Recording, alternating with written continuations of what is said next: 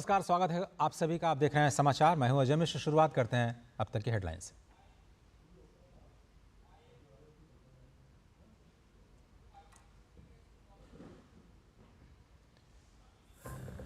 नहीं किया repo rate में कोई भी बदलाव। मौद्रिक नीति समिति ने 6.5% पर रखी यथास्थिति। वित्त वर्ष 2024-25 के लिए जीडीपी वृद्धि दर 7.2% होने का अनुमान। गवर्नर शक्तिकांत दास ने कहा, भारत की अर्थव्यवस्था मजबूत। लोकसभा में आज पेश होंगे वक्फ से जुड़े 2 बिल। 1955 में बने वक्फ कानून में 40 से ज्यादा संशोधनों का प्रस्ताव। टीएमसी, समाजवादी पार्टी और कांग्रेस समेत तमाम विपक्षी दल करेंगे बिल का विरोध।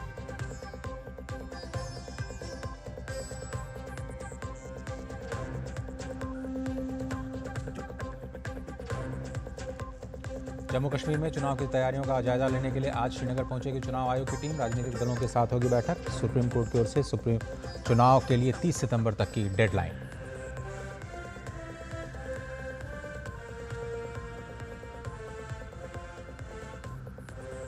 न्यूजीलैंड दौरे पर राष्ट्रपति द्रौपदी मुर्मू ने विदेश मंत्री और उप प्रधानमंत्री विंस्टन पीटर के साथ की मुलाकात।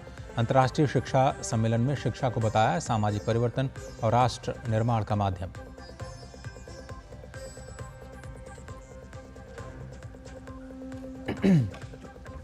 बांग्लादेश में आज अंतरिम कार्यवाहक पद की शपथ लेंगे मोहम्मद यूनुस।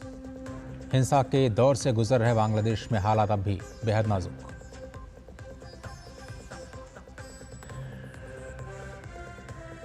विनेश फोगाट के संन्यास की घोषणा के बाद हरियाणा सरकार का फैसला। सिल्वर मेडल जैसा ही इनाम, सम्मान और सुविधाएं मिलेंगी। मुख्यमंत्री नायब सैनी ने कहा, हम सबके लिए चैंपियन है विनेश।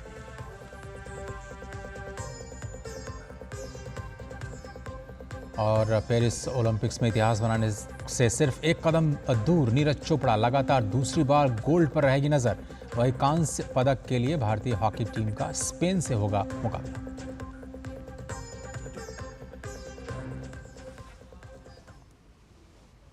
समाचार में एक बार फिर से आप सभी का स्वागत है और अब खबरें देखते हैं विस्तार से। संसद में आज का दिन बहुत ही अहम है, खासतौर पर लोकसभा में, जहां पर वक्फ से जुड़े 2 विधेयक आज पेश किए जाएंगे। वक्फ संशोधन विधेयक 2024 और मुसलमान वक्फ निरसन विधेयक 2024। दोनों ही विधेयक केंद्रीय अल्पसंख्यक कार्य मंत्री किरेन रिजिजू पेश करेंगे। पुराने वक्फ कानूनों में बदलाव के लिए सरकार वक्फ संशोधन बिल लेकर के आ रही है, जिसमें 40 से अधिक संशोधनों का प्रस्ताव है। लेकिन इस बिल को लेकर के पहले ही विवाद खड़ा हो गया है। ताज़ा खबर आ रही है कि समाजवादी पार्टी संसद में पेश किए जाने वाले वक्फ संशोधन विधेयक 2024 का विरोध करेगी। All India Muslim personal law board जैसी संस्थाएं और AIMIM के अध्यक्ष असदुद्दीन ओवैसी इस बिल का विरोध कर रहे हैं। वक्फ अधिनियम पहली बार 1954 में बना और 1995 में वक्फ एक्ट में संशोधन किया गया। सवाल यह है कि वक्फ बोर्ड में सुधार की ज़रूरत आखिर क्यों पड़ी। वक्फ का मतलब है कि इस्लामी कानून के तहत धार्मिक कार्यों के लिए समर्पित संपत्ति। आपको ये जानकर हैरानी होगी कि देश में 4.9 लाख एकड़ में 8.7 लाख संपत्तियों का वक्फ बोर्ड के पास इस समय नियंत्रण है। वक्फ की मौजूदा संपत्तियों की अनुमानित कीमत 1.2 लाख करोड़ रुपए है। सेना और रेलवे के बाद भारत में तीसरा सबसे बड़ा जमींदार है वक्फ का बोर्ड।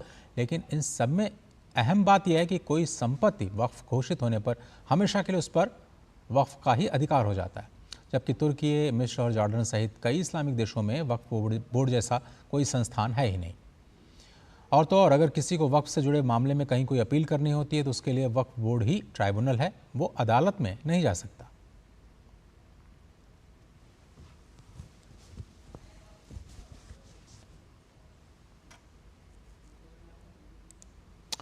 और केंद्र सरकार जहां लोकसभा में वक्फ संपत्ति से जुड़ा विधेयक पेश करेगी, तो वहीं पर राज्यसभा में वक्फ संपत्ति से जुड़ा विधेयक वापस लिया जाएगा।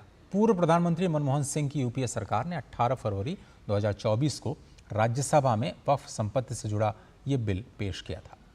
अब केंद्र सरकार ने इसे राज्यसभा से वापस लेने का फैसला लिया है।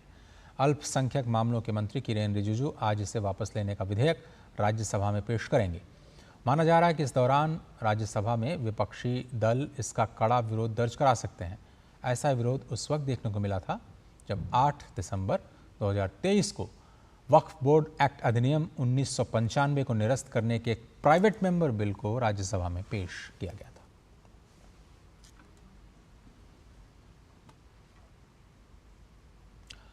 वक्फ बोर्ड में संशोधन का कुछ राजनीतिक दल विरोध कर रहे हैं, लेकिन कुछ इसके पक्ष में भी हैं। उत्तराखंड मदरसा शिक्षा बोर्ड के अध्यक्ष मुफ्ती शमून कासमी कहते हैं कि वक्त के साथ ये बदलाव ज़रूरी है। उन्होंने कांग्रेस पर देश के साथ साथ मुस्लिमों को भी पीछे ले जाने का आरोप लगाया।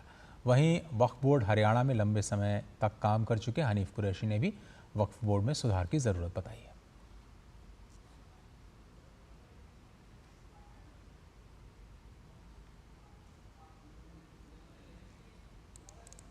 कांग्रेस ने अपने 60 साल के कार्यकाल के अंदर देश को पीछे किया और ख़ास तौर से मुसलमानों को मेन स्ट्रीम से काटा, और मेन स्ट्रीम से काटने का कांग्रेस को फ़ायदा ये हुआ कि वो वोट बैंक बने रहे।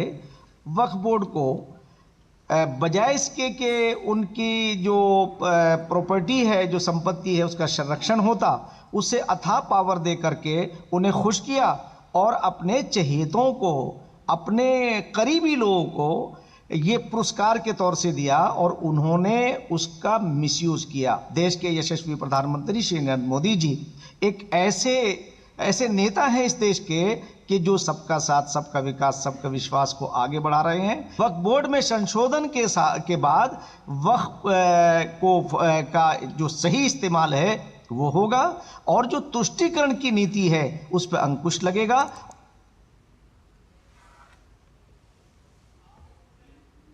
The property, use of that property and management of that property, इसके लिए जो प्रोसीजरल चेंजेस किए जा रहे हैं उनकी काफ़ी समय से मुझे लगता है ज़रूरत थी, और ये सब हमारी जिम्मेदारी है कि जितने भी हमारे चाहे रेवेन्यू डिपार्टमेंट के लोग हैं, चाहे गवर्नमेंट के, चाहे वक्फ बोर्ड के लोग हैं, वो सब मिल के और इन मामलों को समझें और अच्छी एडमिनिस्ट्रेशन वक्फ की हो, जिससे कि वक्फ बहुत लोगों के भलाई के काम कर सकता है, बहुत एजुकेशन के लिए काम कर सकता है, हेल्थ के लिए काम कर सकता है, सोशल सेक्टर में काम कर सकता है। तो इन सब चीज़ों पर ध्यान अगर हम देंगे तो एक सोशल मूवमेंट की तरह वक्फ एक्ट के द्वारा जो निकली हुई प्रोविजंस हैं उनसे मुझे लगता है ये सब बहुत एम्पावर होने वाली हैं। अब भूमि हड़पने वालों का साथ देती है इंडिया गठबंधन। वक्फ बोर्ड संशोधन बिल को लेकर के बीजेपी प्रवक्ता शहजाद पूनावाला ने कांग्रेस पर निशाना साधते हुए कहा कि वक्फ कानून में समय समय पर संशोधन करके कांग्रेस ने बोर्ड को मनमानी करने के लिए असीमित शक्तियां प्रदान की।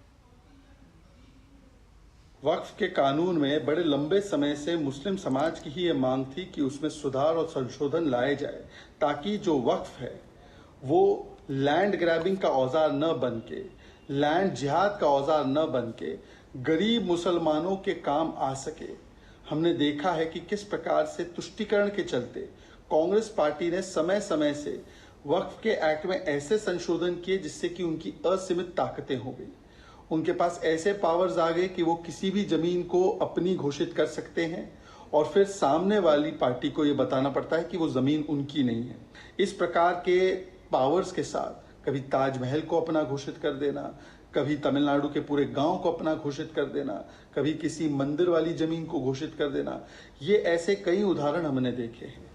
आज जो वक्फ एक्ट में संशोधन लाए जाएंगे, आज बिना संशोधन को देखे या समझे कुछ वोट बैंक की राजनीति करने वाले लोग और लैंड ग्रैबर्स के साथ खड़े होने वाले लोग उसका उसी प्रकार से विरोध कर रहे हैं जैसे सीए कानून का किया।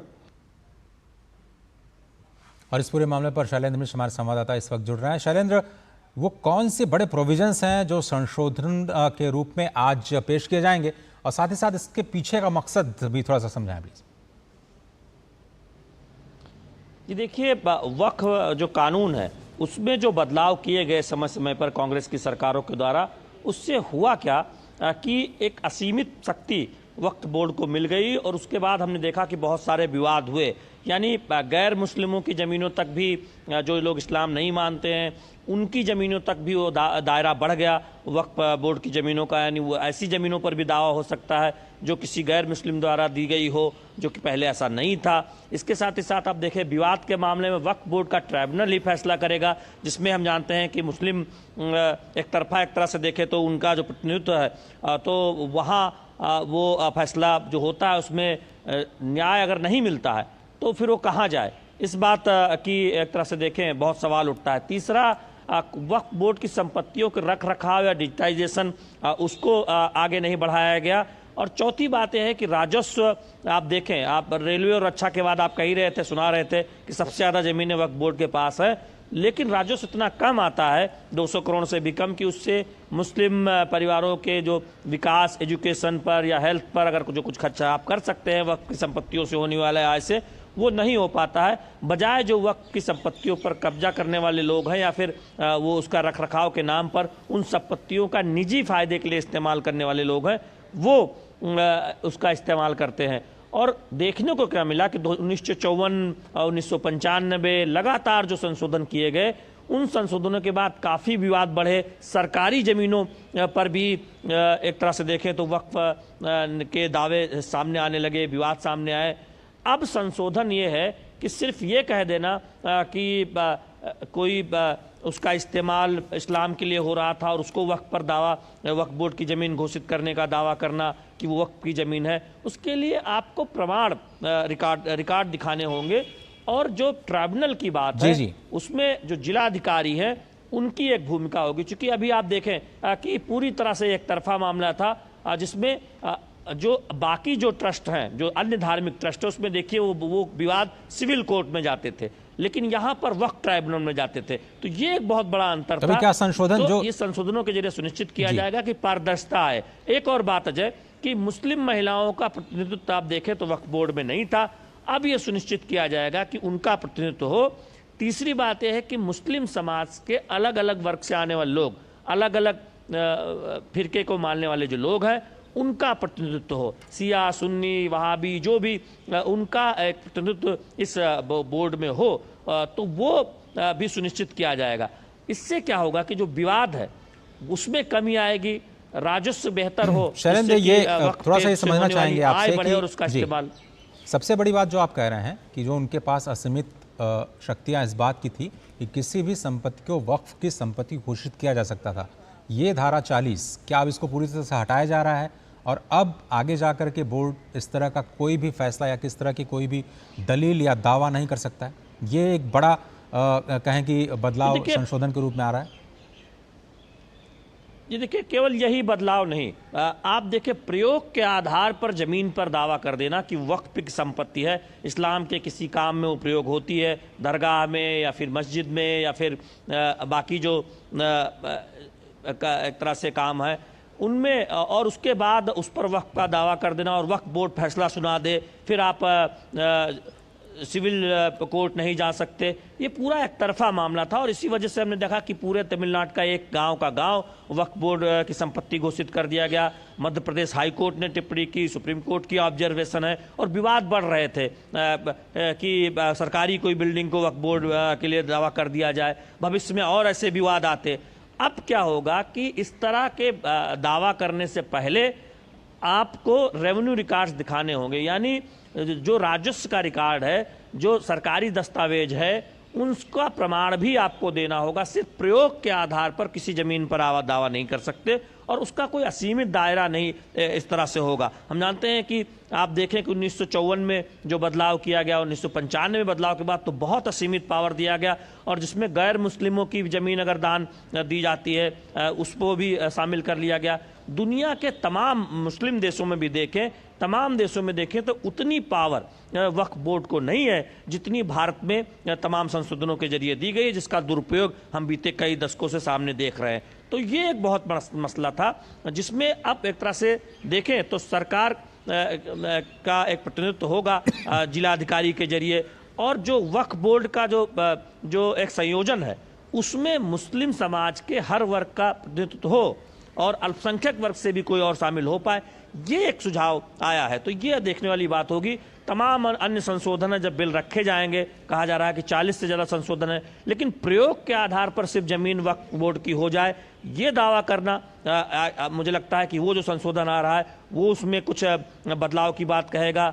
बोर्ड को ज़्यादा बेहतर उसमें एक तरह से जो अलग अलग मुस्लिम समाज के वर्ग से संयोजन हो उस पर बात करेगा, और विवाद अगर होता है तो वो विवाद उसमें क्या भूमिका हो कोर्ट की, जो ट्रिब्यूनल है जिसको वक्फ ट्रिब्यूनल है, उसको कैसे बेहतर तरीके से बनाया जाए, इन सब की बात होगी। इसके अलावा डिजिटाइजेशन, उसके रख रखाव, राजस्व की बढ़ोतरी, ये सब बात तो है ही, लेकिन सबसे महत्वपूर्ण बात यह है कि विवाद इससे कम होंगे, विवाद कम हो ये उद्देश्य है, और किसी भी तरह से इसका दुरुपयोग न हो। वक्फ में बोर्ड में बैठे लोग या फिर वक्फ संपत्तियों शैलेंद्र, के जो अच्छा ये भी समझाइए हमको कि ये पूरी प्रक्रिया क्या होगी, जो पेश करने की जो पूरी प्रक्रिया है, क्या पहले राज्यसभा से जो पुराना एक्ट है उसको वापस लिया जाएगा, उसके बाद लोकसभा में इसे पारित किया जाएगा, क्या इसकी प्रक्रिया होने जा रही है, और क्या अब इसके बाद का प्रोसेस ये है कि इसको सेलेक्ट कमेटी या किसी संसदीय समिति को भेजे जाने के लिए भी शायद मांग हो सकती है, उस पर भी विचार सरकार कर सकती है, आगे का प्रोसेस? जी देखिए, वो तो सदन तय करेगा, लोकसभा या राज्यसभा में, कि राज्यसभा की सेलेक्ट कमेटी की मांग होती है या लोकसभा में संसदीय समिति को भेजने की मांग होती है। लेकिन हर सदन अपने हिसाब से देखें तो उसमें पहले ये विधेयक पेश किया जा सकता है। लेकिन अगर आज आप सूचीबद्ध कार्रवाई को देखें लोकसभा की और राज्यसभा की, तो उसके लिहाज से लोकसभा में इससे जुड़े जो 2 विधेयक हैं वो पेश किए जाने हैं, और राज्यसभा में एक इससे जुड़ा विधेयक जो वक्फ विधेयक है उसे वापस लिया जाना है। प्रश्नकाल 12 बजे से 1 बजे तक होता है राज्यसभा में, और कई बार 1 बजे के बाद विशेष उल्लेख में कुछ सांसद अपनी बात रखते हैं और 2 बजे तक भोजनावकाश के लिए राज्यसभा स्थगित कर दी जाती है, तो 2 बजे के बाद उसे वापस लिया जा सकता है। लेकिन लोकसभा में जब 12 बजे प्रश्नकाल खत्म होता है, महत्वपूर्ण पत्रावली सदन के पटल पर रखी जाती है, तो आमतौर पर हम देखते हैं कि नए बिल इंट्रोड्यूस कर दिए जाते हैं 12:15 के आसपास। तो ये संभावना है कि 12 बजे के बाद लोकसभा में दोनों विधेयक पेश किए जा सकते हैं। हालांकि ये सरकार को तय करना होता है, कोई एक तरह से देखें उस वक्त के हिसाब से तय होता है कि उसे 12 बजे के बाद पेश किया जाना है या 1 बजे के बाद या भोजनावकाश के बाद। लेकिन संभावना ये है कि लोकसभा में ये विधेयक आज 12 बजे के बाद पेश किया जाएगा। वक्फ से जुड़ा संशोधन विधेयक सरकार ला रही है, ऐसे 2 विधेयक। शैलेंद्र, बहुत धन्यवाद, आप इस पर नजर बनाए रखिए, और वक्फ परिषद का भी गठन किया जाएगा और उसका भी शायद डेमोक्रेटाइजेशन करने की प्रक्रिया जो सरकार है वो आगे बढ़ा रही है। और आगे बढ़ते हैं, देखते हैं कुछ और खबरें। पश्चिम बंगाल के पूर्व मुख्यमंत्री बुद्धदेव भट्टाचार्य जी का आज निधन हो गया। वो लंबे समय से बीमार चल रहे थे, उन्होंने 80 साल की उम्र में आखिरी सांस ली। बुद्धदेव भट्टाचार्य साल 2000 से 2011 तक पश्चिम बंगाल के मुख्यमंत्री रहे थे। इसके साथ ही वो कम्युनिस्ट पार्टी ऑफ इंडिया के पॉलिट ब्यूरो के सदस्य भी रह चुके हैं। बंगाल में नेता प्रतिपक्ष शुभेंदु अधिकारी ने बुद्धदेव भट्टाचार्य के निधन पर शोक जताया।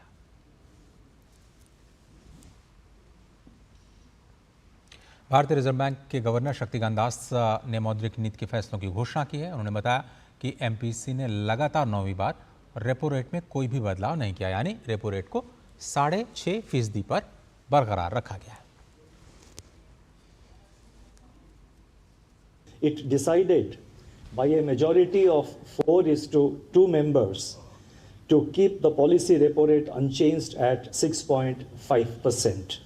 Consequently, the standing deposit facility rate remains at 6.25% and the marginal standing facility rate and the bank rate at 6.75%. The MPC also decided by a majority of 4 out of 6 members to remain focused on withdrawal of accommodation to ensure that inflation progressively aligns to the target while supporting growth. और RBI governor Shaktikanta Das ने कहा कि अप्रैल और मई के दौरान 4.8% पर स्थिर रहने के बाद मुद्रास्फीति जून में बढ़कर के 5.1% हो गई है। उन्होंने कहा कि 2024-25 के लिए वास्तविक जीडीपी वृद्धि दर 7.2% रहने का अनुमान। Real GDP growth for 2024-25, that is for the current year, is projected at 7.2%, with Q1 at 7.1%, Q2 at 7.2%, Q3 at 7.3%, and Q4 at 7.2%. Mumbai से श्यामा मिश्रा हमारी संवाददाता इस मामले पर जुड़ रहे हैं। श्यामा, बहुत धन्यवाद। महंगाई को लेकर के जो आरबीआई गवर्नर ने आज टिप्पणी की कि खाद्य महंगाई दर ऊंची बनी हुई है और इसलिए ये चिंता का अभी भी विषय है, उसको नज़रअंदाज नहीं किया जा सकता, और इसीलिए जो रेपो रेट है उसमें कटौती, जिसकी उम्मीद बहुत सारे लोग कर रहे थे कि शायद इस बार कर लें फेड से पहले, ऐसा एमपीसी ने नहीं किया है। क्या है वो बड़ी बातें और क्या बड़ा फोकस रहा आज के इस घोषणाओं का? देखिए अजय, पहले से ये एक तरीके से अपेक्षित था कि यहाँ बदलाव नहीं की जाएगी, कोई बदलाव नहीं आएगा। हालांकि जो स्टैंस था, जो विड्रॉल ऑफ अकोमोडेशन हम अभी देख रहे हैं, वहाँ कुछ बदलाव होने की आशंका थी, यानी कि उसे न्यूट्रल कर सकते थे, लेकिन वहाँ भी कोई बदलाव नहीं हुआ। लेकिन अगर आप देखें तो जो 6 मेंबर्स हैं उसमें से 2 मेंबर्स ने बिल्कुल एक अलग राय रखी थी, यानी कि अंदेशा है यानी कि आने वाले समय में कि यहाँ पे कुछ घटौती या कुछ बदलाव यहाँ हो सकता है। बहरहाल अगर हम बात करें कि ये अपेक्षित लाइनों पे था, तो यहाँ 9वीं बार है जो कोई बदलाव नहीं हुआ है। लास्ट हमने देखा था कि फेब 2023 में यहाँ पर कोई बदलाव की गई थी। जैसा कि आपने बताया कि जो ये महंगाई दर है वो काफ़ी बड़ा सरदर्द बना हुआ है भारतीय रिजर्व बैंक के लिए, और एक बैलेंस बनाना विकास में, ग्रोथ को और बिना हर्ट किए और इन्फ्लेशन को कंट्रोल में लाए, ये एक बहुत बड़ा चैलेंज है आरबीआई के सामने। और लगातार गवर्नर शक्तिकांत दास ये कहते आए हैं कि जो महंगाई है वो अब कंट्रोल में आ रहा है। जो अमूमन वो बात करते हैं, हाथी जो है अब वो जंगल तक जा रहा है, लेकिन अभी भी उसकी पूंछ बची हुई है और उसके ऊपर नज़र बनाए रखना होगा।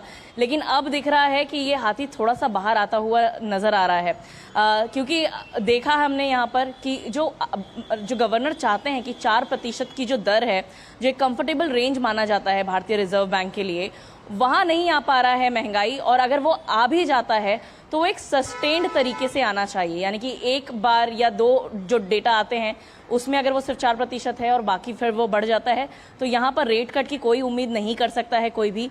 और गवर्नर जो इस तरीके से चाह रहे हैं कि ये सस्टेन्ड हो, उसके लिए कई सारे कदम भी उठाए जा रहे हैं। आने वाले समय में अगर एक्सपर्ट्स की माने तो जो ईयर एंड तक हम समझ रहे थे कि उसके पहले कटौती शुरू हो सकती है दरों में, वो अब थोड़ी सी लंबित हो सकती है, क्योंकि यहाँ पर महंगाई की एक चिंता बना हुआ है। महंगाई के लिए भी चिंतित हैं भारतीय रिजर्व बैंक और मॉनेटरी पॉलिसी कमेटी कि ये अभी थोड़ा समय लगेगा इसे कंट्रोल में आते हुए, और अभी भी ये 5% चलना पड़ेगा, के ऊपर जहाँ है। पर वहाँ की कार्रवाई को हम सीधे अपने दर्शकों तक पहुँचाते हैं। आज प्रधानमंत्री की आवाज 140 करोड़ देशवासियों की आवाज। दुर्भाग्य इस बात का है कि इसको भी हम पक्ष और विपक्ष में बांटने का प्रयास कर रहे हैं। मुझे लगता है कि शायद विपक्ष विषय विहीन हो चुका है, मुद्दा विहीन हो चुका है।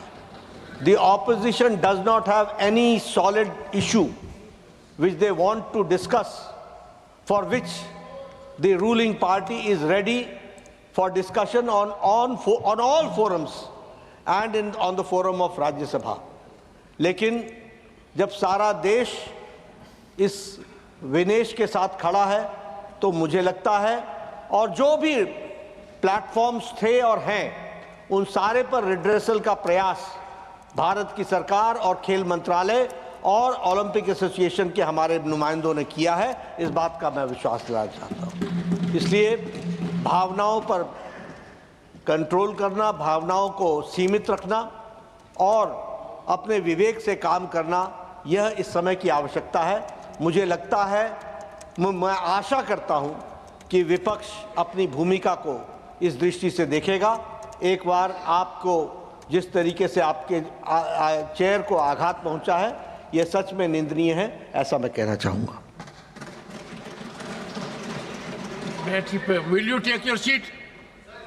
मैं बोल रहा हूं, टेक योर सीट। बैठिए, एक बार बैठिए, मैं बोलने जा रहा हूं अभी। माननीय सदस्यगण, इस पवित्र सदन को अराजकता का केंद्र बनाना, भारतीय प्रजातंत्र के ऊपर कुठाराघात करना, अध्यक्ष की गरिमा को धूमिल करना, शारीरिक रूप से चुनौतीपूर्ण वातावरण करना,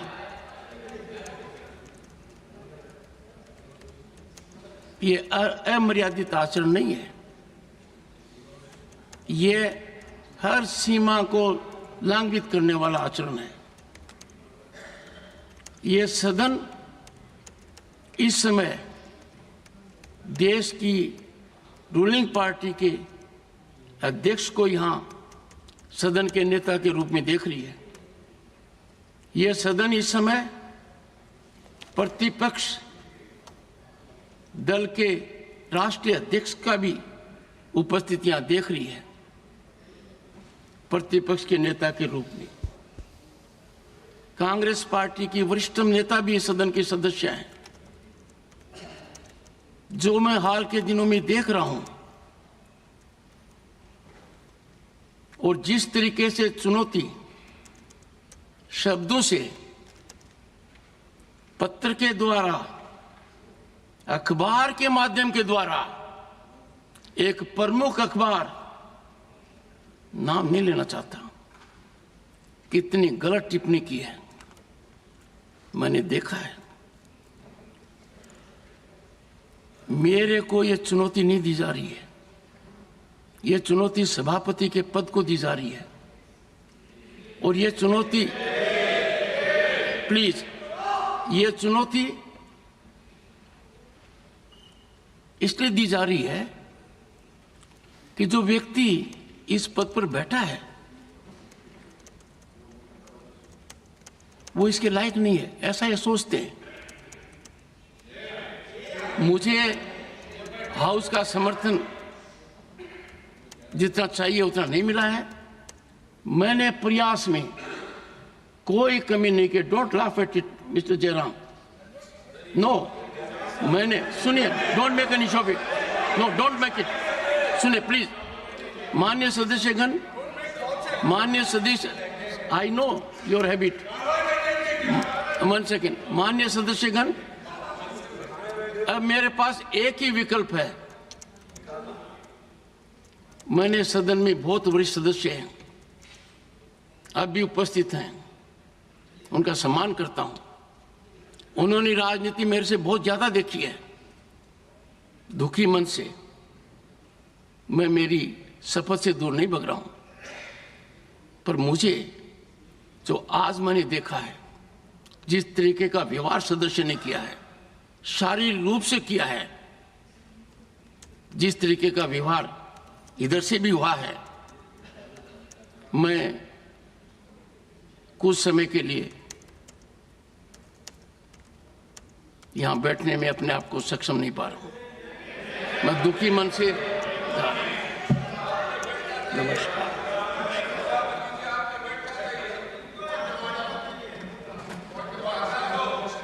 No point of order.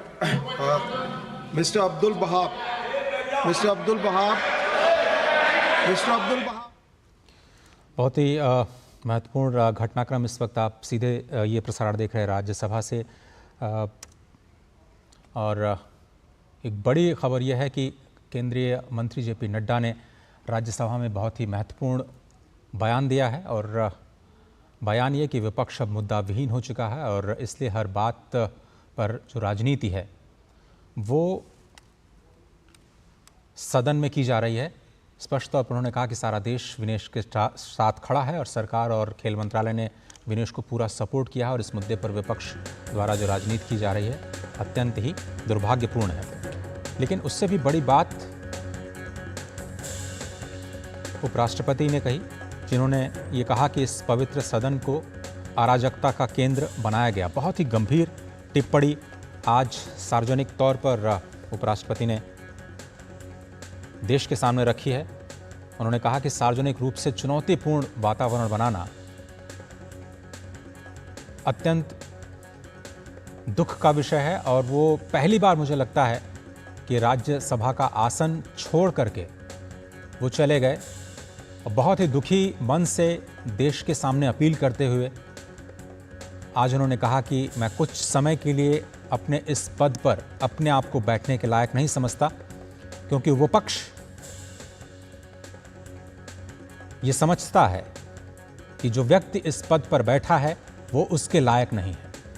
शायद इससे गंभीर टिप्पणी विपक्ष के लिए इतिहास में अभी तक की गई हो। कांग्रेस पार्टी का उन्होंने नाम लिया वरिष्ठ नेता सदन जो सदस्य हैं उनका जिक्र किया। उन्होंने कहा कि इस तरह का वातावरण बनाना, इस तरह की कार्रवाई करना, इस तरह का व्यवहार करना अमर्यादित ही नहीं है, बल्कि हर सीमा का लांघने वाला आचरण है।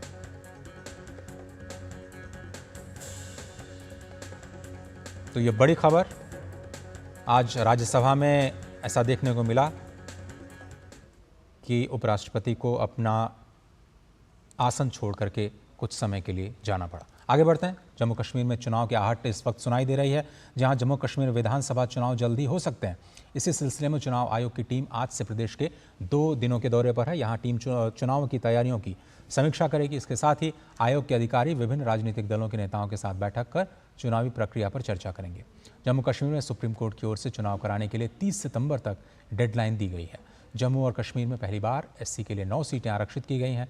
90 विधानसभा क्षेत्रों में से 43 जम्मू क्षेत्र का हिस्सा है और 47 कश्मीर क्षेत्र का हिस्सा होगा। Welcome to Kashmir. कश्मीर सबको निमंत्रण दे रहा है लोकतंत्र के उस महापर्व में शामिल होने का, जब अब से करीब 2014 के अंत में चुनाव हुए थे विधानसभा के, और इन विधानसभा चुनावों के बाद 2019 में अनुच्छेद 370 समाप्त होने के बाद पहली बार विधानसभा चुनावों का जो ऐलान है उसकी अंतिम तैयारियों का दौर चल रहा है।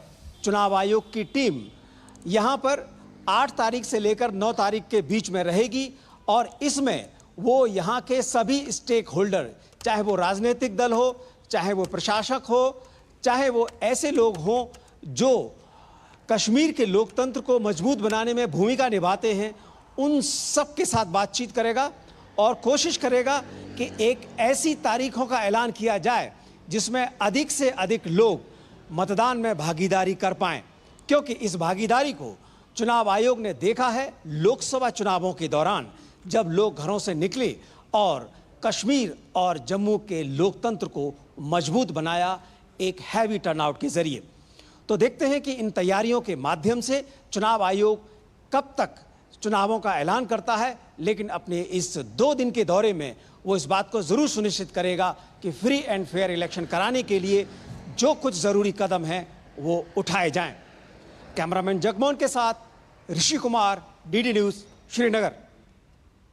और जम्मू कश्मीर के पूर्व मुख्यमंत्री और नेशनल कॉन्फ्रेंस पार्टी के नेता उमर अब्दुल्ला ने घाटी में विधानसभा चुनाव कराने पर अपनी प्रतिक्रिया दी है।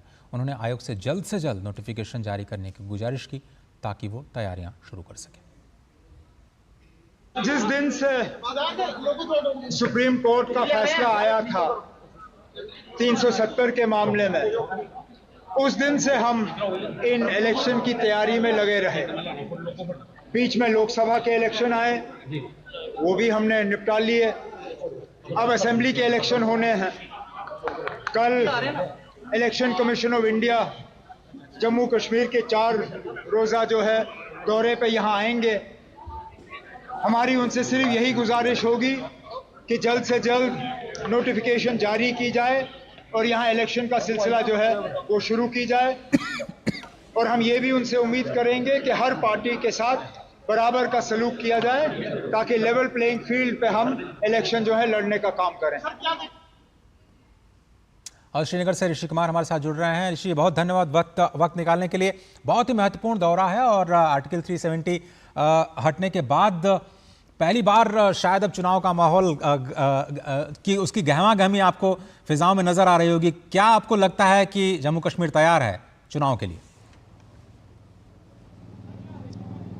देखिए, जो बेहद महत्वपूर्ण समय है, ख़ासतौर से जम्मू कश्मीर की विधानसभा चुनाव जो कि पहले आखिरी बार जो हमने देखा था 2014 के नवंबर-दिसंबर में हुए थे, और उसके बाद 2019 में अनुच्छेद 370 हटने के बाद विधानसभा चुनाव पहली बार होने जा रहे हैं। और इन चुनावों को लेकर निर्वाचन आयोग पूरी तरीके से अब तक सभी तैयारियां पूरी कर चुका है और मुख्य निर्वाचन आयुक्त के नेतृत्व में ये जो टीम इस समय श्रीनगर में मौजूद है और इस समय वो राजनीतिक दलों के साथ बैठक कर रही है। 9 राजनीतिक पार्टियों के प्रतिनिधि इस समय श्रीनगर के शेरे कश्मीर जो कन्वेंशन सेंटर है, कॉन्फ्रेंस सेंटर है, इसमें यहाँ पर इस समय मौजूद हैं।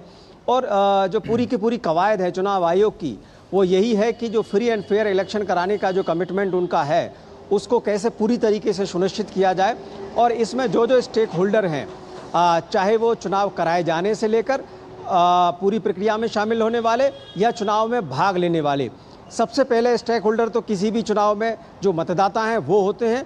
और मतदाताओं का जो पूरा का पूरा इलेक्टोरल रोल का जो रिव्यू चल रहा था वो अपने अंतिम चरणों में है, और 9 तारीख तक का समय है जिसमें कि फाइनल इलेक्टोरल रोल कंप्लीट हो जाएगी। दूसरे इसमें जो चुनावों में जो स्टेक होल्डर होते हैं वो राजनीतिक दल होते हैं, और सबसे पहले मीटिंग राजनीतिक दलों के साथ ही चुनाव आयोग कर रहा है। 9 राजनीतिक पार्टियों के प्रतिनिधि इस समय जो अपने अपने विचार लेकर पहुंचे हैं, अभी हमारी उनसे कुछ देर पहले बात हुई, उन्होंने कहा कि हम चाहते हैं कि जल्द से जल्द इलेक्शन हो, और वो ये भी चाहते हैं कि बहुत ज़्यादा चुनाव लंबा ना चले। लेकिन चुनाव आयोग इसमें सुरक्षा पहलुओं को भी देखेगा, और सुरक्षा बलों के साथ और जो तमाम पहलू हैं कि किस तरीके से जो पैरामिलिट्री फोर्सेस है उनकी कैसे डिप्लॉयमेंट होगी, वो सारी चीज़ों को वो हर एक स्टेक होल्डर के साथ बात करने के बाद ये तय करेगा कि चुनाव कितने चरण में हो। लेकिन अब सभी लोग इस बात के लिए सहमत हैं कि जम्मू कश्मीर में चुनाव होने चाहिए। अजय जी, अब ये बड़ा सवाल ये है कि क्या अपने दौरे के बाद ही चुनाव आयोग इस बात की घोषणा कर सकता है, तारीखों का ऐलान कर सकता है, या फिर जो दूसरे राज्य लंबित हैं जहां पर विधानसभा चुनाव उसके दौरे भी होने हैं और उसके साथ में विधानसभा चुनाव की जो तारीख है एक साथ की जाए, कुछ संभावना आपको लग रही है? देखिए जी, करीब 4-5 राज्यों में जो चुनाव होने हैं, विधानसभा चुनाव होने हैं, लेकिन इसमें पूरी की पूरी जो कवायद है चुनाव आयोग की, मुझे लगता है कि जम्मू कश्मीर को वो एक अलग आइडेंटिटी के रूप में देखते हुए, चूंकि लंबे समय के बाद यहाँ चुनाव हो रहे हैं और यहाँ पर सुरक्षा के अलग कारण हैं। बाकी राज्यों में चाहे वो हरियाणा हो, महाराष्ट्र हो या फिर झारखंड हो, वहाँ की परिस्थितियाँ अलग हैं। अब ये देखना होगा, चूंकि ये जो दौरा है, इस दौरे के बाद अगर चुनाव आयोग अन्य राज्यों में भी जाता है तो मुझे लगता है कि सभी चुनाव एक साथ कराए जाने की संभावना ज़्यादा बढ़ जाती है। लेकिन इसके बाद क्योंकि चुनाव आयोग की टीम किसी राज्य में जब पहुंचती है, मुख्य निर्वाचन आयुक्त के नेतृत्व में, ये माना जाता है कि वहाँ सभी तैयारियां पूरी हो चुकी हैं और अब वहाँ पर सिर्फ और सिर्फ चुनाव का ऐलान होना बाकी है। कल यहाँ पर जम्मू में हम देखेंगे कि चुनाव आयोग प्रेस कॉन्फ्रेंस करेगा तो इन सभी सवालों का जवाब संभवतः कल मिल पाएगा। लेकिन इतना सुनिश्चित है कि जम्मू कश्मीर में चुनाव अब जल्द होंगे, ये अंतिम चरण है। और अंतिम चरण में जो आयोग की टीम यहाँ पर श्रीनगर और जम्मू के दौरे पर है 2 दिनों के, उसमें वो इन सब चीज़ों की समीक्षा करेगी और ये तय कर लेगी कि चुनाव कब से हों। जी बिल्कुल सही कहा आपने, बहुत धन्यवाद आपका। लेकिन ये खास चुनाव है, इसको चुनाव आयोग और सभी लोग वहाँ पर राजनीतिक दल और सभी जो नुमाइंदे हैं समझ रहे हैं। बहुत धन्यवाद ऋषि जी, आप नज़र बनाए रखिए, हम लगातार आपसे संपर्क करते रहेंगे। और राष्ट्रपति द्रौपदी मुर्मू ने न्यूजीलैंड के दौरे पर आज वेलिंगटन कन्वेंशन सेंटर में न्यूजीलैंड अंतर्राष्ट्रीय शिक्षा सम्मेलन को संबोधित किया। राष्ट्रपति ने अपने संबोधन के दौरान शिक्षा के उद्देश्य को उजागर करते हुए कहा कि शिक्षा किसी भी राष्ट्र की प्रगति और उन्नति की आधारशिला है। Education is not just an individual endeavor, but also a vehicle for social change and nation building. Education should be creative and touch all aspects of people's life, be it economic, intellectual, artistic, economic, social, or spiritual. Education enables society to create leaders, thinkers, guides, protectors, and keepers of the conscience of society. Education is the cornerstone of a nation's progress and advancement. राष्ट्रपति ने कहा कि भारत में ज्ञान एक आंतरिक खोज रही है और भारत ने शिक्षा के क्षेत्र में उल्लेखनीय प्रगति की है। Knowledge has always been the highest purpose of life in India. From our timeless scriptures of life, the Vedas, Upanishads, and the Buddhist Tripitaka, to the rich Sangam literature and the ancient centers of learning like Nalanda and Takshashila, knowledge has been an eternal pursuit in India.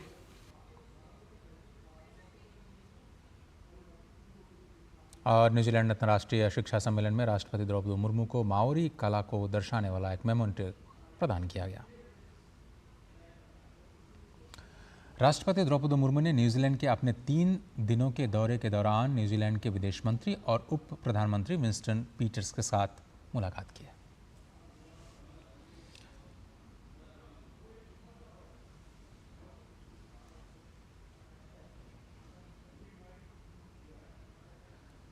और New Zealand दौरे पर राष्ट्रपति द्रौपदी मुर्मू ने Wellington railway station पर महात्मा गांधी की प्रतिमा पर पुष्पांजलि अर्पित की।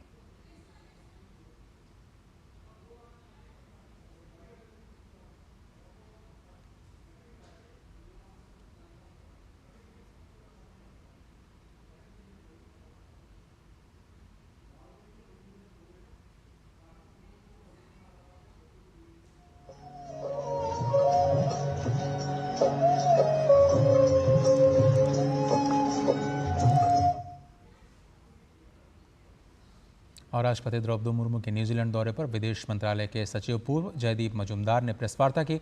मुक्त व्यापार समझौते की अहमियत पर प्रकाश डालते उन्होंने कहा कि न केवल न्यूजीलैंड के साथ बल्कि दुनिया भर के देशों के लिए मुक्त व्यापार समझौता करना उनका भारत का मकसद है। साथ ही उन्होंने न्यूजीलैंड को फलों और सब्जियों का निर्यात करने के लिए सीमा शुल्क प्रक्रियाओं पर होने वाले विशेष समझौते का भी जिक्र किया।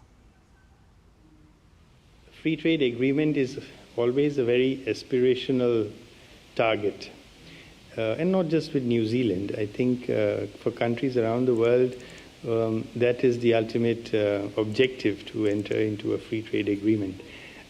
However, there are many things in between that can be done. At the moment, for example, we are discussing with New Zealand how New Zealand could export some of their, say, fruits and vegetables, and we could export some of our fruits and vegetables to New Zealand. So there are several aspects to it. Customs duties is only one of them. Conditions, phytosanitary conditions, standards, etc. also come into the picture. भारतीय wrestler Vinesh Phogat ने कुश्ती से संन्यास का ऐलान कर दिया है। उन्होंने सोशल मीडिया प्लेटफॉर्म एक्स पर अपने संन्यास की घोषणा की। विनेश फोगाट पेरिस ओलंपिक में महिलाओं की 50 किलोग्राम भार वर्ग के फाइनल में पहुंची थी, लेकिन मुकाबले के दिन उनका वजन 50 किलोग्राम से 100 ग्राम अधिक होने की वजह से उन्हें इवेंट से ही अयोग्य घोषित कर दिया गया था।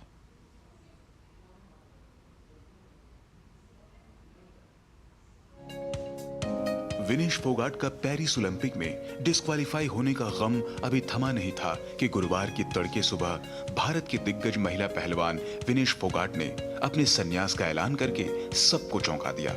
उन्होंने सोशल मीडिया प्लेटफॉर्म एक्स पर अपने संन्यास लेने की जानकारी साझा की। विनेश ने सोशल मीडिया पर अपनी पोस्ट में लिखा, मां, कुश्ती मेरे से जीत गई, मैं हार गई, माफ करना, आपका सपना, मेरी हिम्मत सब टूट चुके, इससे ज्यादा ताकत नहीं रही।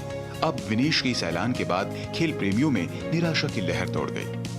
गौरतलब है कि विनेश फोगाट पेरिस ओलंपिक के 50 किलोग्राम वर्ग के फाइनल में पहुंची थी।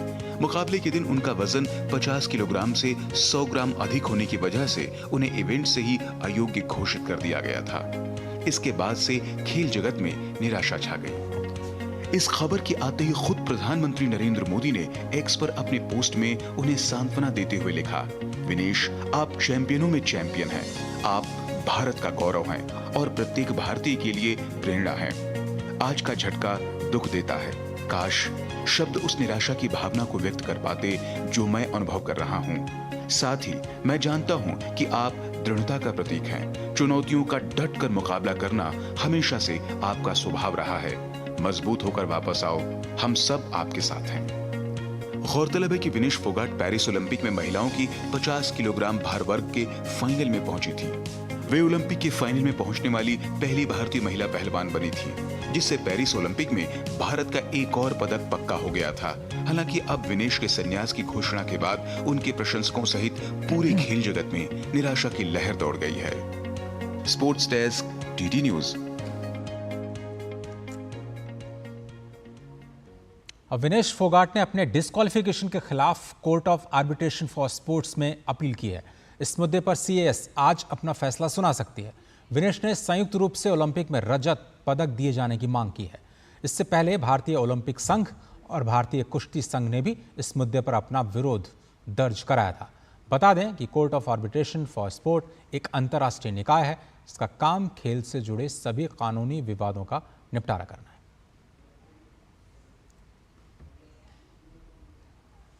तो हरियाणा के मुख्यमंत्री नायब सिंह सैनी ने विनेश फोगाट को लेकर बड़ा ऐलान किया है। नायब सिंह सैनी ने सोशल मीडिया प्लेटफॉर्म एक्स पर लिखा, हरियाणा की हमारी बहादुर बेटी विनेश फोगाट ने जबरदस्त प्रदर्शन करके ओलंपिक में फाइनल में प्रवेश किया था। किन्हीं भी कारणों से वो भले ही ओलंपिक का फाइनल नहीं खेल पाई हो, लेकिन हम सब के लिए वो एक चैंपियन है। हमारी सरकार ने ये फैसला किया है कि विनेश फोगाट का स्वागत और अभिनंदन एक मेडलिस्ट की तरह ही किया जाएगा। हरियाणा सरकार ओलंपिक रजत पदक विजेता को जो सम्मान, इनाम और सुविधाएं देती है, वे सभी विनेश फोगाट को भी कृतज्ञतापूर्वक दी जाएंगी। हमें आप पर गर्व है, विनेश। और हरियाणा के मुख्यमंत्री द्वारा विनेश फोगाट को लेकर किए गए ऐलान पर विनेश फोगाट के ताऊ महावीर फोगाट ने खुशी जताई है। महावीर फोगाट ने कहा कि यह मुख्यमंत्री की अच्छी पहल है। हरियाणा सरकार को मैं धन्यवाद देता हूं। अगर कभी अन्य एथलीट्स के साथ ऐसा होता है तो इससे उन्हें प्रोत्साहन मिलेगा।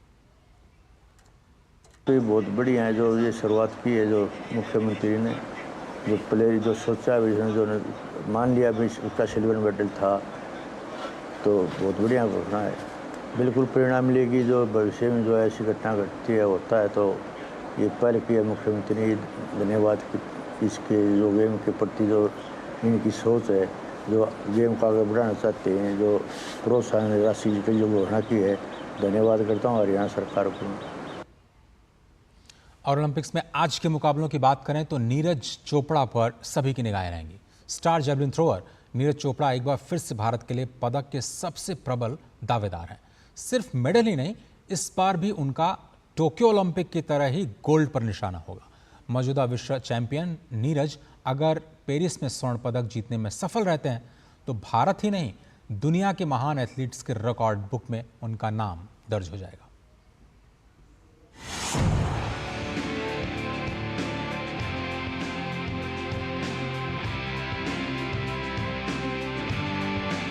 सिर्फ एक ओलंपिक पदक किसी खेल को बढ़ावा देने के लिए काफी है।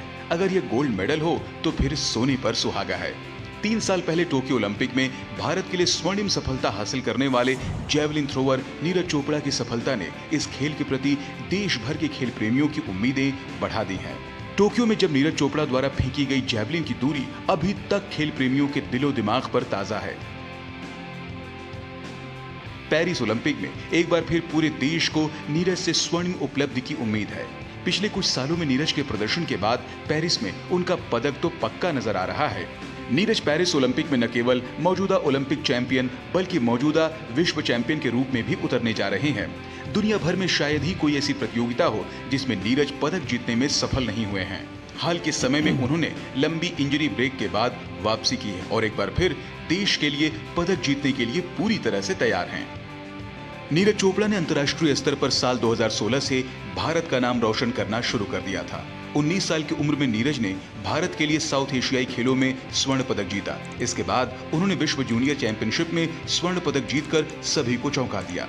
इसके बाद से नीरज चोपड़ा ने पीछे मुड़कर नहीं देखा और लगातार भारत के लिए बड़ी प्रतियोगिताओं में स्वर्ण पदक जीता। 2017 में एशियन चैंपियनशिप में स्वर्ण पदक अपने नाम किया। 2018 में गोल्ड कोस्ट में हुए राष्ट्रमंडल खेल और जकार्ता में हुए एशियाई खेलों में नीरज ने स्वर्ण पदक जीतने में सफलता पाई। उनके करियर में साल 2021 में सबसे बड़ा मोड़ लिया जब उन्होंने टोक्यो ओलंपिक में भारत के लिए इकलौता गोल्ड मेडल अपने नाम किया। वह भारत के लिए व्यक्तिगत गोल्ड मेडल वाले दूसरे एथलीट हैं। ऐतिहासिक स्वर्ण पदक के बाद चोपड़ा ने लगातार बेहतर प्रदर्शन किया। डायमंड लीग 2022 में उन्होंने गोल्ड जीता। वहीं इसी साल विश्व चैंपियनशिप 2022 में उन्हें रजत पदक हासिल हुआ। हालांकि एक साल बाद ही 2023 विश्व चैंपियनशिप में नीरज ने स्वर्ण पदक जीतकर एक बार फिर इतिहास रच दिया। पेरिस ओलंपिक में नीरज को चेक गणराज्य के जैकब बडलेज, जर्मनी के जूलियन वेबर, जर्मनी के ही मैक्स डेहिंग, ग्रेनेडा के एंडरसन पीटर्स और पाकिस्तान के अरशद नदीम से कड़ी टक्कर मिलेगी। नीरज का सर्वश्रेष्ठ थ्रो 89.94 मीटर रहा है। उनका लक्ष्य अब भी 90 मीटर तक पहुंचना है। पेरिस ओलंपिक में वह अपना लक्ष्य पाने का प्रयास जरूर करेंगे। Sports desk, DD news.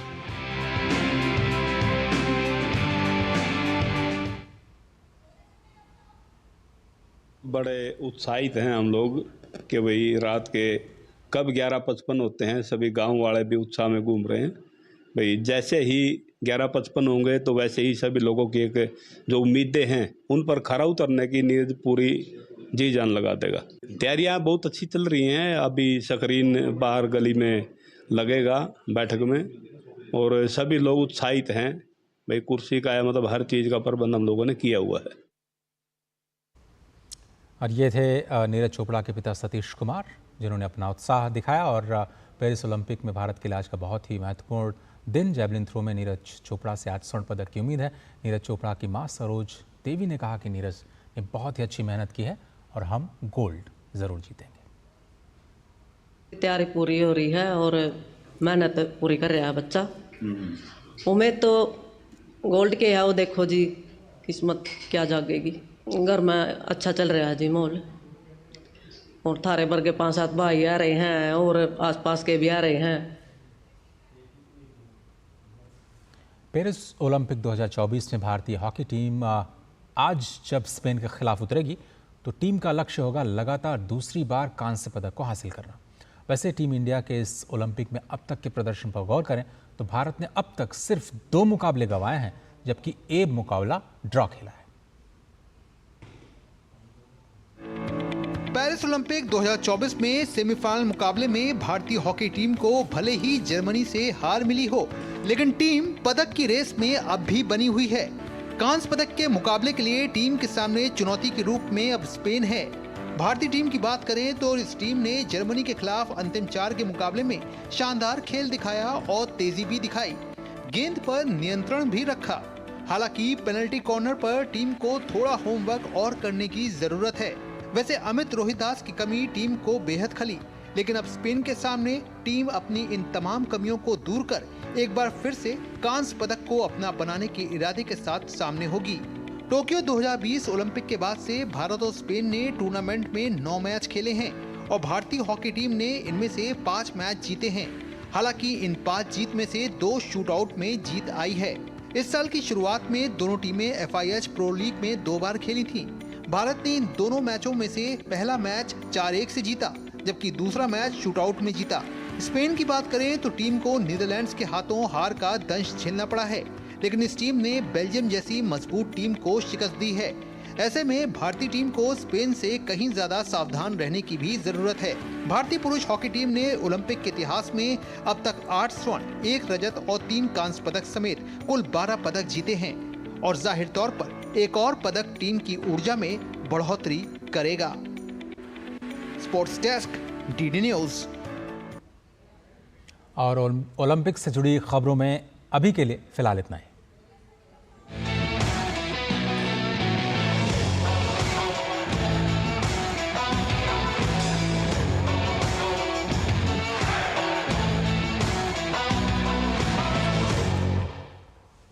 आज है 8 अगस्त।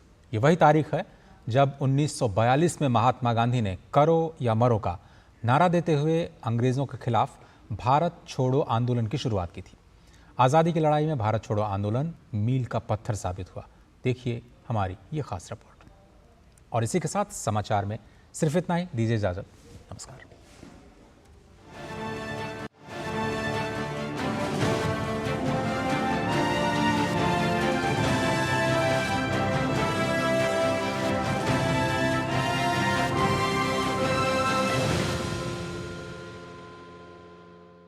भारत को स्वतंत्रता दिलाने के लिए तमाम छोटे बड़े आंदोलन किए गए।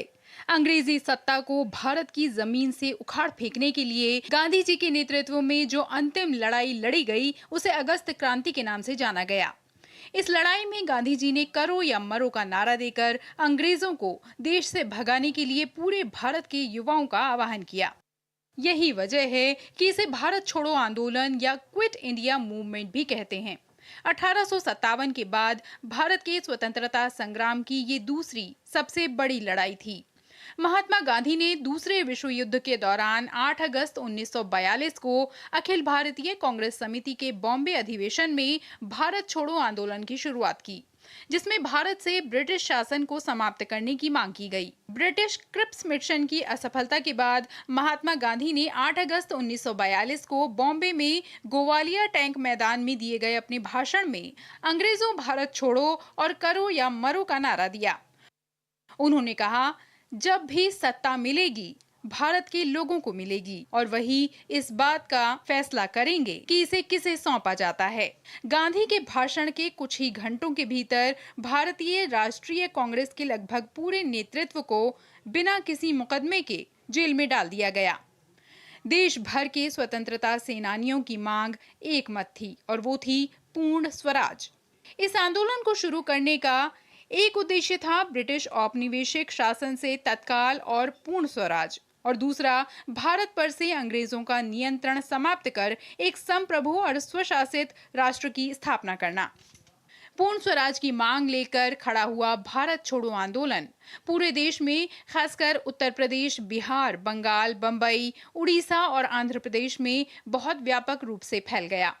पूरे देश में समाज के सभी वर्ग के पुरुषों और महिलाओं ने अपनी जाति, पंथ या रंग की परवाह किए बिना भारत छोड़ो आंदोलन में भाग लिया। ब्रिटिश हुकूमत ने आंदोलनकारियों के प्रति सख्ती और भयानक क्रूरता दिखाई। 1942 के अंत तक 60,000 से अधिक लोगों को जेल में डाला गया। इस आंदोलन में सैकड़ों लोग शहीद हो गए। इसके 5 साल बाद ही अंग्रेजों को भारत से उल्टे पांव लौटना पड़ा। भारत छोड़ो आंदोलन ब्रिटिश हुकूमत की ताबूत में अंतिम कील साबित हुआ।